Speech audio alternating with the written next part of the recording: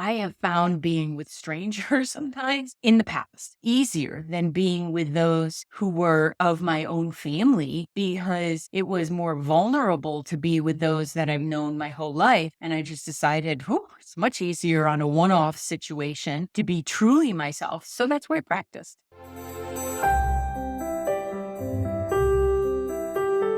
Hi, thank you for joining me for this episode of Intuition, Your Success Compass.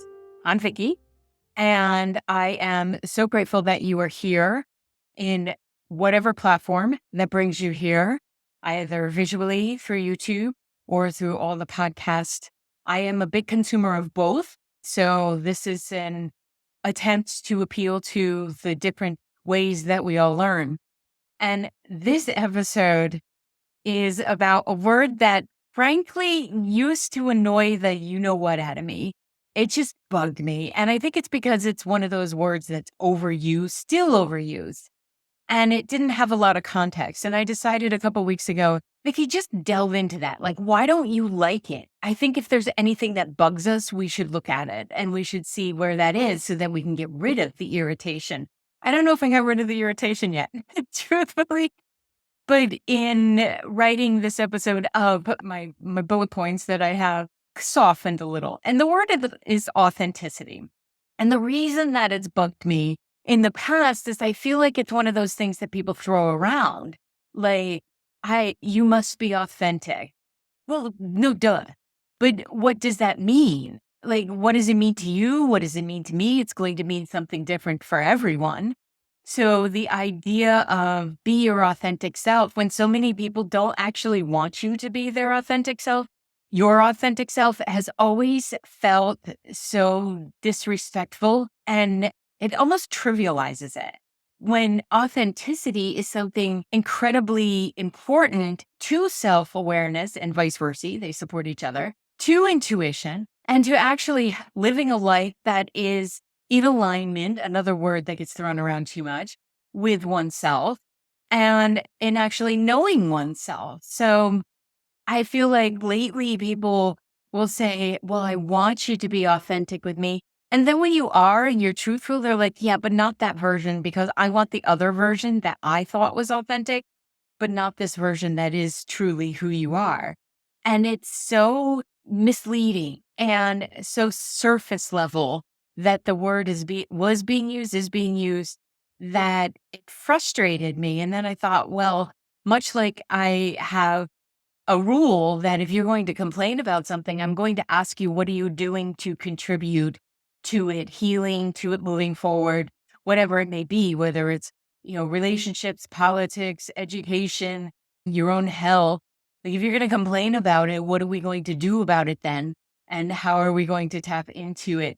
And then as I'm working more and more with the model of compass coaching out in the open of north being your soul, south being our physical self, west being the wiring and the analytical and the from whence we've come, your patterns and your background, and the east being action, authenticity kept coming up in all of them.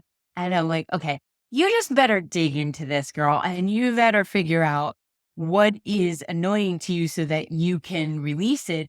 And then what is authentic to you? Because again, if something's bugging you, it's bringing attention, it's bringing literally your awareness to whatever it is so that you can figure out what the rub is, what's the resistance. And for me, I'll tell you up front, it had a lot to do with not being authentic with myself. So therefore, anybody using the word, it would be like, when you get a pricker or a thorn or something sliver in your finger and you feel like you got it all out, but it's still rather annoyed and you're like, did I get it all out? That's what this was feeling to me. It wasn't a wound. It wasn't something that was innately painful to walk around with. It was just like, ugh, fingers on the chalkboard kind of thing, which I probably could have handled more than people inauthentically using the word authenticity.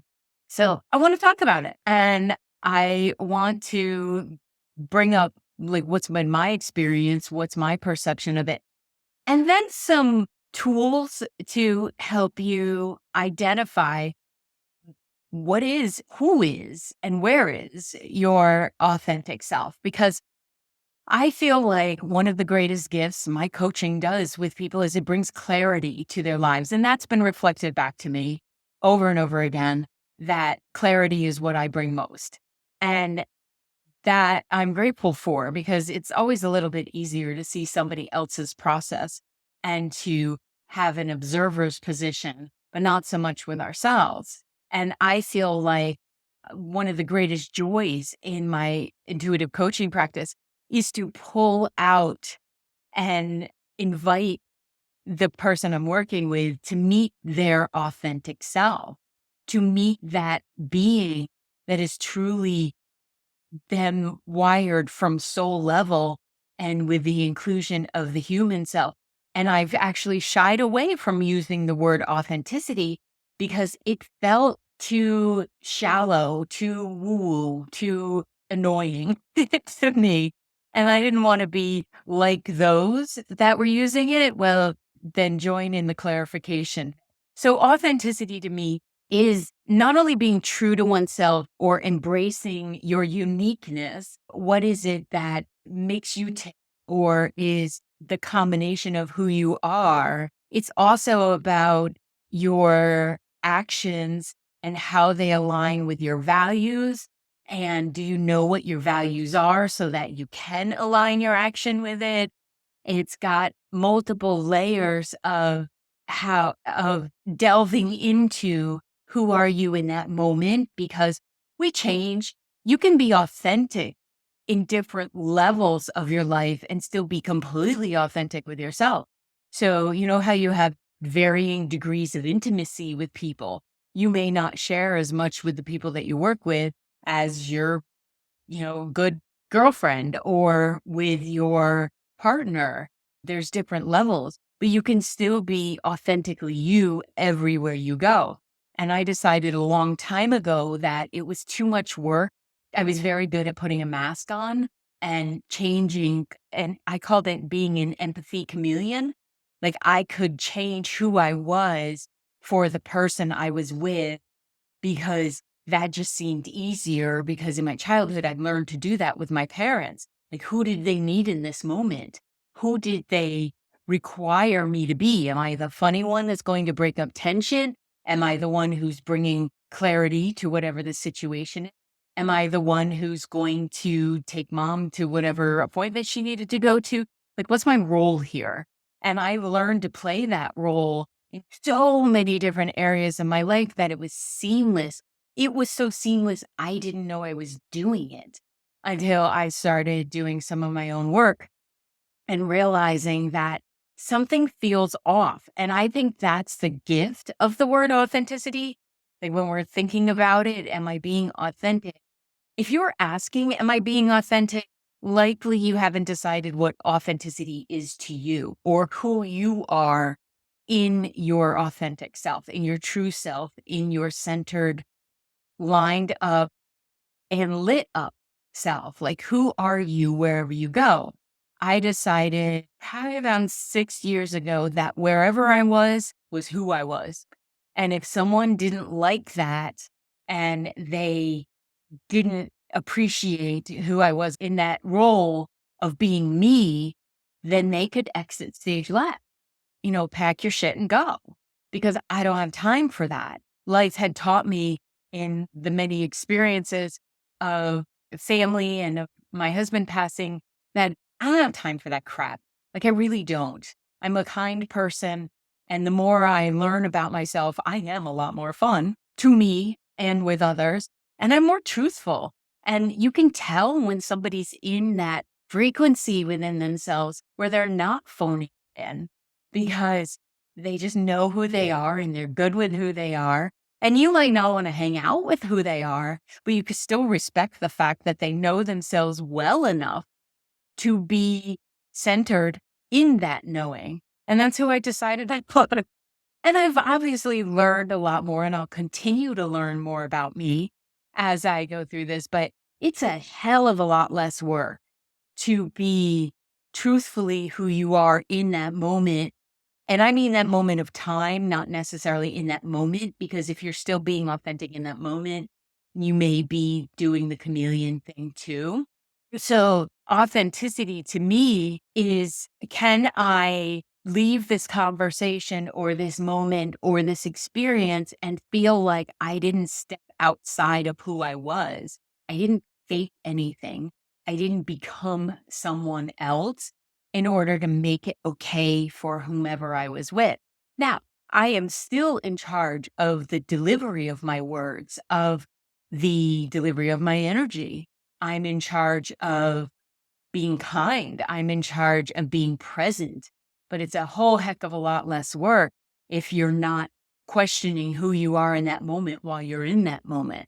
And some of this takes courage to be able to look at the parts of you that you don't like. And that is really important if you're embarking on this challenge of learning who you are in that truly lined up space. Because if you're faking it or if you're wearing a mask, there's a part of you that's going to be separate at all times during these interactions because you're critiquing or you're observing or you're wondering, what are they thinking about me now? What's going on here now? And this happens with people who have known you your whole life more so than strangers. I have found being with strangers sometimes in the past easier than being with those who were of my own family because it was more vulnerable to be with those that I've known my whole life. And I just decided, whew, it's much easier on a one-off situation to be truly myself. So that's where I practiced.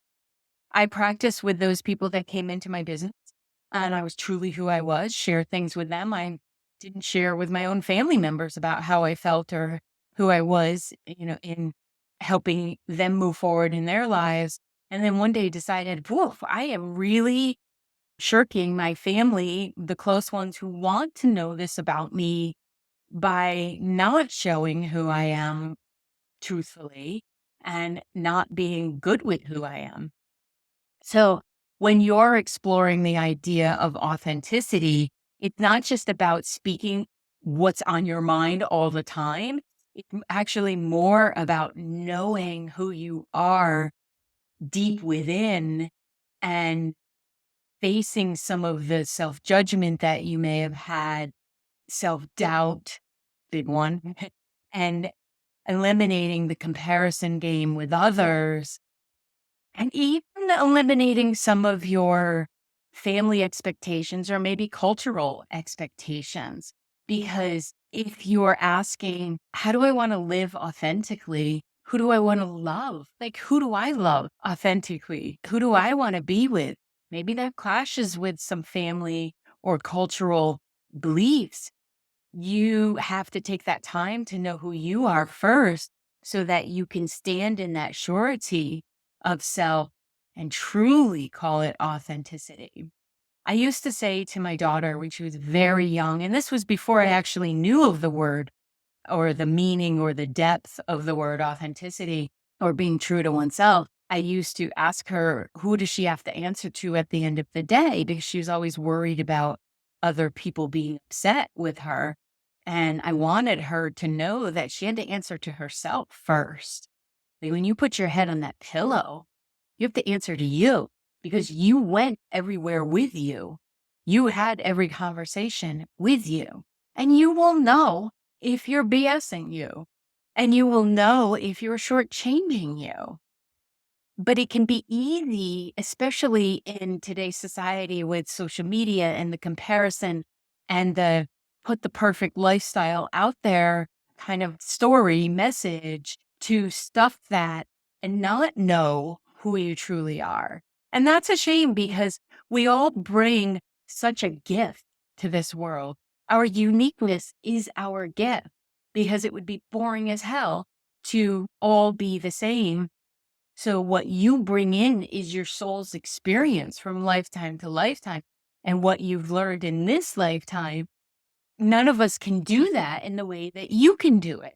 So if each of us is giving into peer pressure or societal messages, social expectations, comparison with others, we're just the facade of who we really are. And being ridiculously busy or keeping ourselves ridiculously busy can often prevent us from knowing who we are.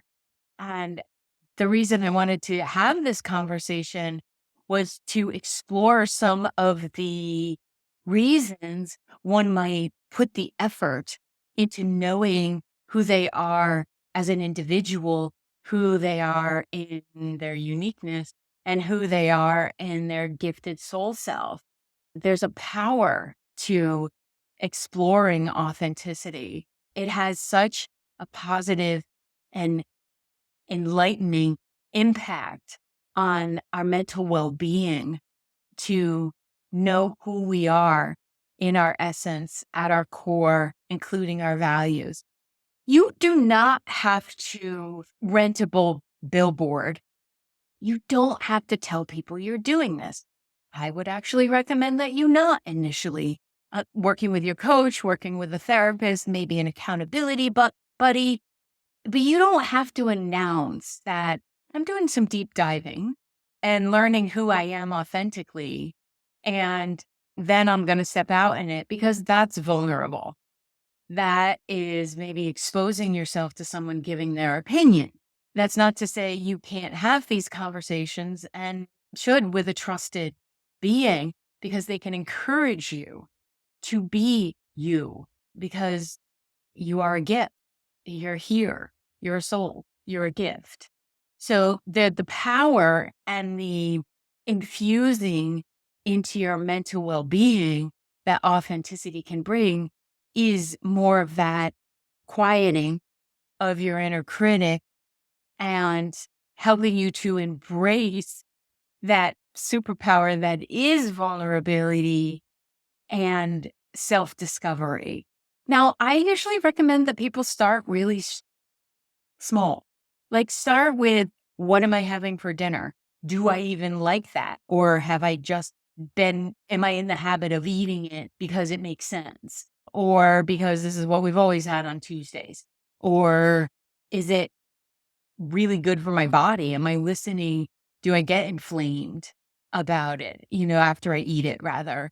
So if you start with things that don't have big consequences, like ending a relationship or quitting a job or opening up all your chakras to your intuitive abilities, start with those smaller things. Do I like the shirt I'm wearing today? Am I okay with the level of physical activity that I have in my life? Both to, am I overdoing it? And to the other side, and have I become a fixture on my couch?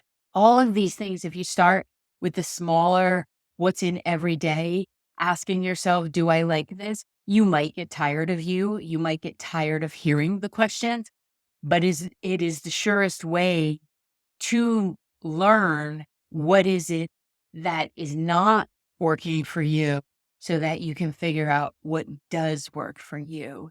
And there are some challenges to authenticity.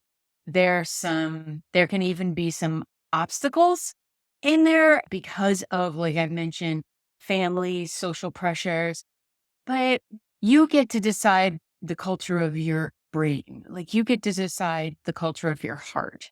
And if you start to think of it that way, you can infuse a little bit of support in there and embrace what it is about yourself that truly makes you human. There is no perfection. It's not possible. And I like the idea of progress over perfection, because if you try to eliminate the idea of perfection immediately, sometimes it can like tighten people's whole being up. So if you suggest, let's just go for progress, just a little bit of progress. Can you look yourself in the mirror and say, who are you today? What is that you'd like to tell me today? What is it you like? What don't you like? And on the end of the day, doing a recap of your day and what felt really good. And, maybe journal 3 things that felt really good in that day, or what you liked about the day, or what went well because you were in the day. that can help you to close that gap to yourself and maybe drop a few masks that you've been wearing. And it also cultivates a daily practice without making it too big of a deal. You basically a recap at the end of the day. I do like writing it down because I feel like it's too easy to forget. I know for myself, I don't remember what I said the day before. So by recapping it, it gives me a place to visit to say when I'm having a bad day or a crappy day, I can visit and say, oh, that's right. I did say focus on that project and I feel so good having completed it. So make it as practical as you possibly can in visiting your daily practice and adding a mindfulness to this. But don't make this a PhD project. Listen, you are going to be with you for the rest of time, at least until you're complete with all your physical experiences. And this work is on the path of completing your physical experiences. So if you don't want to come back to this life thing again, you might want to start doing some of this work because it's built into the plan of it all that self-awareness and authenticity and being true to oneself and then being kind to others is kind of why we're here. So the more that you can create this practice and habit within yourself, well, a few less lifetimes you're likely to be making, along with some other stuff that is part of it. But so fostering authenticity and being one's true self is powerful and it will help you to set those all important boundaries that some of us have in the past been really crappy with. Empathic people tend to have horrible boundaries. And I believe boundaries are like a picket fence, right? Like it's there and you can see through it and you can see over it. You don't have to have walls up. That's not going to serve anyone.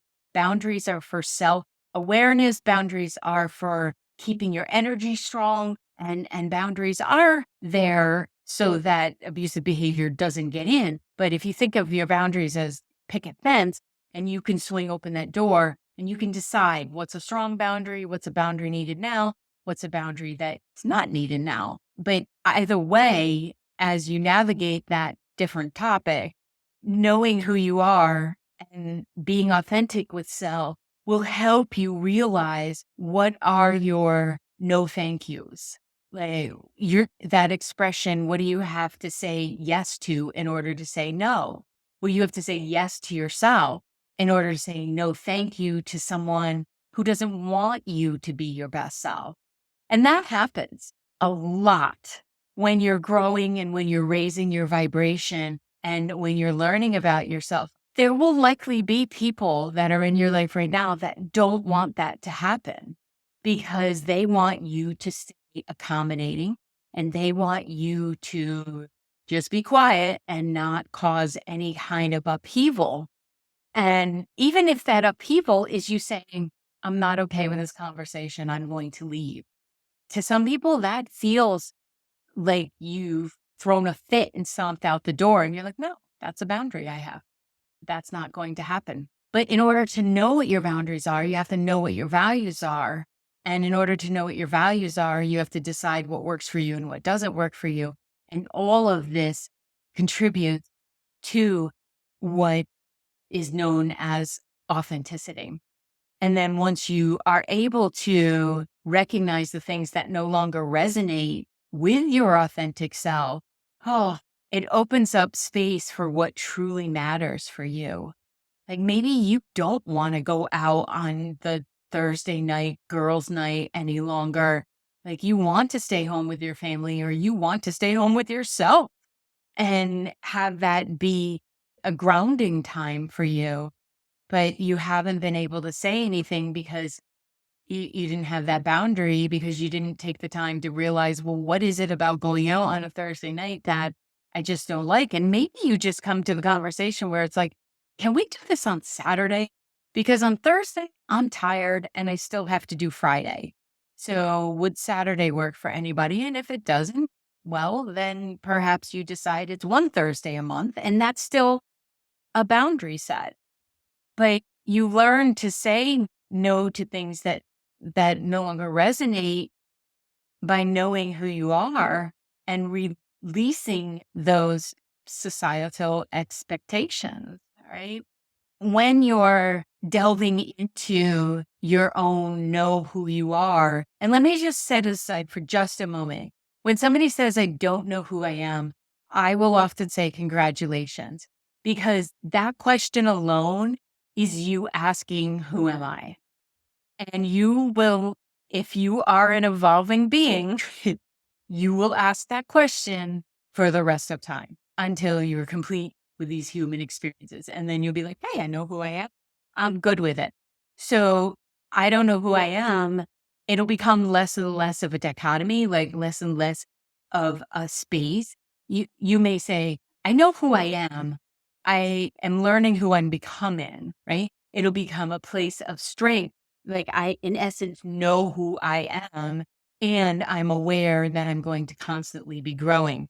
So if you're hearing yourself say, I don't know what I like, I don't know who I am, I'm not sure of what direction to go, I would love for you to embrace that and feel empowered by that conversation and be excited by it even, so that you move forward into exploration and uncovering who you are rather than be in a punitive place. I should know who I am by now. No, that's not actually true. You can know who you are in your values and your essence, and you will always be growing. As long as somebody is sucking oxygen, there's potential for growth. So that can also help you to release self-judgment, let go of a little bit of self-criticism that I don't know what I like yet. Great. That means we get to explore that. We get to have conversations around that. And hopefully you can embrace a little bit of self-compassion, acknowledging that, listen, we all have something that we'd like to level up on, that we'd like to clear up or learn more about or stop doing, for that matter. Derry and oh, I am dancing with that whole let it go, let it go, let it go thing. And I used to beat myself up for it. And then I'm like, you know what? I'm not going to do that anymore. I am greatly reduced in what I used to take in. And the stuff I do take in now, I do it consciously. And eventually that'll become just like when I stopped eating meat, it'll become that thing when it means enough to me to release it. The self-judgment tends to drive in further and further into our psyche what we're wanting to release. So if you embrace it and you have compassion, you say, okay, I don't like that I had cream in my coffee when I was out, but I did it consciously. I'm aware of the ramifications of that. So there will be no beating myself up for this. I release that self-judgment. And that's a small area, but it would apply to, why did I go out on a date again when I said I didn't want to go out with him? Or why did I agree, with my mother to do this thing again that I said I wouldn't do? You can recognize it and say, okay, I did it. I'm not going to add self-judgment to the fact that I did it, but what would my authentic self ask me to do in this moment? My authentic self is asking me to get a drink. So I'm going to use this as a time to say, listen to this commercial and I'll be right back. So are you ready to invest in yourself and level up your personal, professional, and spiritual life? Yeah, I thought so. That's why I created empowering worksheet bundles. Right now, there are 4 and more that you can take advantage of over at the shop. One is overcoming anxiety, or at least quiet down a little bit, define your client avatar, getting to know me, and achieving work success. I created these empowering worksheets so you can learn practical techniques to understand your anxiety, to shift it, to define your ideal client, to understand, gain clarity on your strengths and your goals, and to achieve success in all areas of your life. And whatever success means to you, you'll have the tools you need to get started. And then you can build on that with the other bundles that are in the collection at vickibaird.com. Welcome back.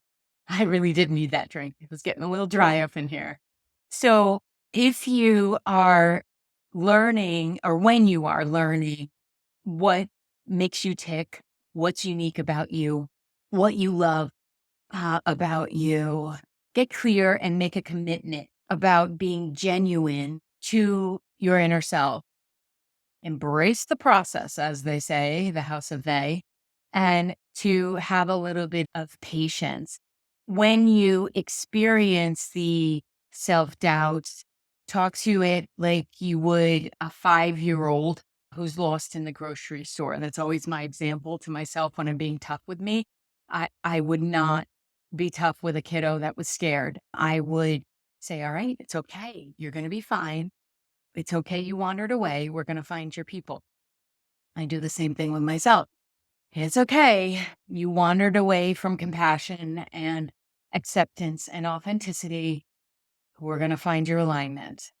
Because there can be a fear in there and almost an auto responder to go back to old behaviors. If there's a concern of abandonment or rejection, like your peer group that you're hanging out with currently, it's just like in high school, right? If you feel like your peer group, say you've decided to become sober, but drinking is a big part of your peer group, that's going to take some courage because you may lose some relationships there. If they genuinely love you, they'll say, no big deal, get your butt over here. We don't care. But you'd have to face that thought that your subconscious will give you that, oh, they're not going to like this. They're not going to want me to be around anymore. But that's important to look at and to express your fear around it. And then look at it as, well, then that's their choice. And I'm the one who has to put my head on the pillow at night with me. And I'm the one who has to take care of my liver. And I'm the one who wants to be here longer for my kids. This is what I choose to do, as an example. There is a tendency to, in some situations, feel like that abandonment will affect your survival. And this is the, reptilian part of your brain or the knuckle dragger part of your brain. We all have it. It's about survival. And your brain will prioritize survival. So if it feels like that group that's not going to like this, that you've decided to change up your life or be true to yourself, stay home, not drink, no longer spend recklessly, whatever the case may be, move across the country because that's what your heart says, your survival instinct may kick in. And again, know that ahead of time. You can have that conversation with it by saying, I hear you. I know what's going on. Thank you for letting me know. And I am a card carrying adult and I am responsible for the choices that I make in my life. And this is the choice that I'm making to better my life. So it's not an easy road. I don't want to paint this with a bunch of pictures of flowers and rainbows, unicorn farts, and all that kind of thing. It's hard. It's hard to be an authentic self in the beginning. And then it feels so damn good. And you're like, why? Why did it take me this long to come to it? And this is where you're going to put self-judgment away. Okay. You were actually going to say, it was timely. And this is not a finally situation. This is a timely thing. This is what I've come to because living authentically and with increased fulfillment, genuine connection with others and with the earth and with spirit, it makes it worthwhile. It does make it worthwhile. I can say with all honesty that I don't miss the people who have exited my life because they wanted the Vicky that would go above and beyond and always be available for their issues, but couldn't be available when I needed some help. I don't miss them. I don't miss having to contort myself into what another might be. And I've actually upped this in full confession here. I've upped this a little bit and challenged myself to take this to another level. Because when I would get together with people, say they were a business function that I went with Mike or something, I would say life coach. I would say business consultant. I would not say intuitive life coach. have done work as a medium. I wouldn't do all of that before.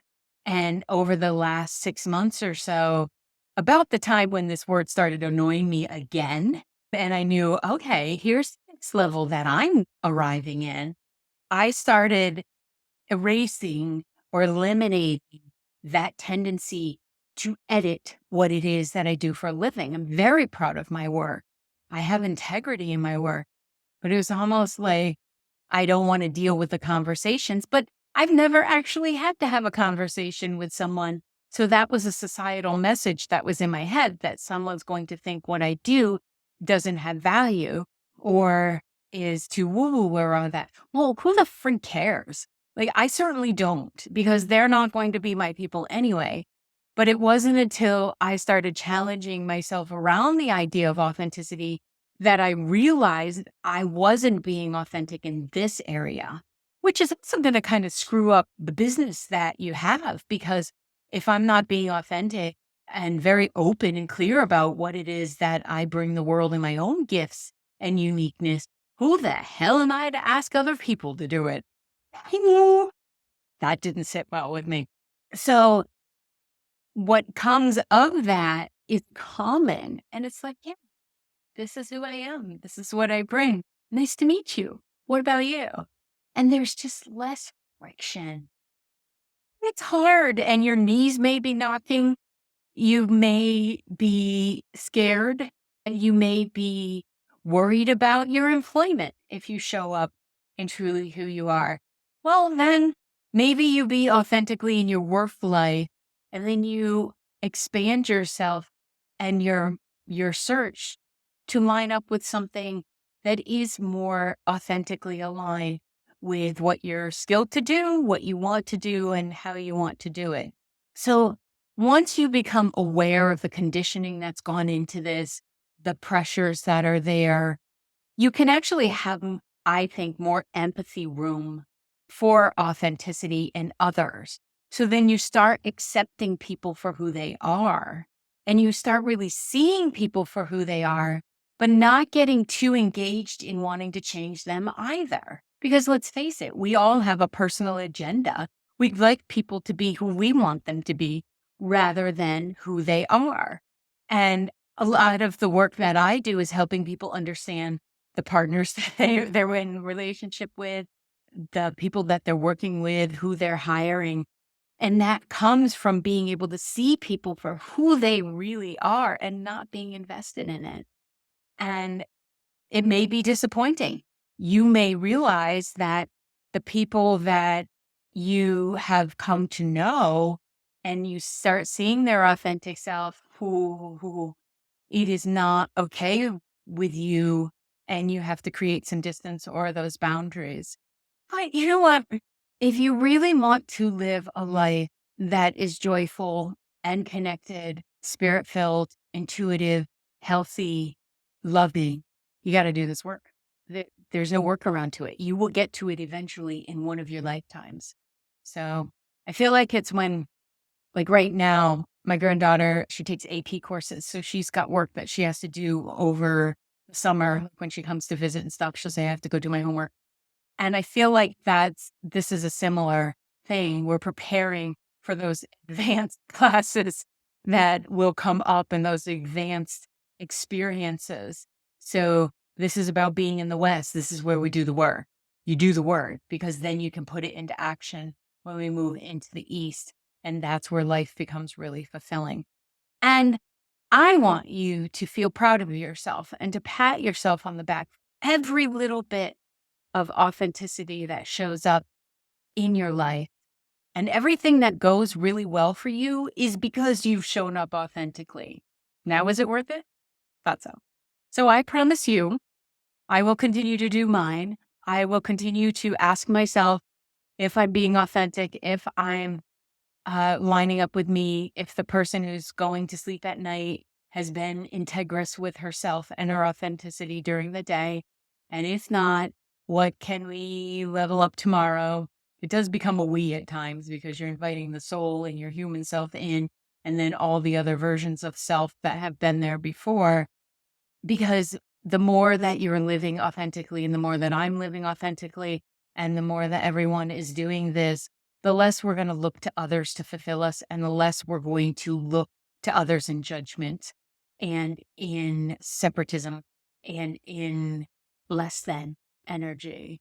And that leads to authentic leadership and stewardship and just being good soul. Like, can we just be a good human? So I hope this has helped you have a version of authenticity that you can get behind, that you can get excited about learning who you are, so that there's less pressure, there's less stress in your life, and there's more joyfulness. Because if you've listened to previous podcasts, you know, I believe the more joyful we are, we give that energy out, and then someone else may pick up on that, and then it goes out exponentially, and the earth feels it, the energy fields feel it, the universe feels it, and we contribute to that oneness that is here. We are not one being, but we all contribute to a oneness energy. And I want to encourage contributing in a joyful way, with truthfulness, with honesty, and definitely authentically. So I will see you in the next episode as we all learn to expand who we are, like who we are, and then eventually love who we are. Take care. Thank you for listening to this episode of Intuition, Your Success Compass. I appreciate you being here. If you would like more information about developing your intuitive skills, removing those blocks, and creating the life that feels the most successful to you, then head on over to vickibaird.com. That's VICKIBAIRD.com. And check out the courses, the groups, and the Spaces app that will allow you to be part of our community and know about upcoming events and specials. Thank you so much, and I'll see you in the next episode.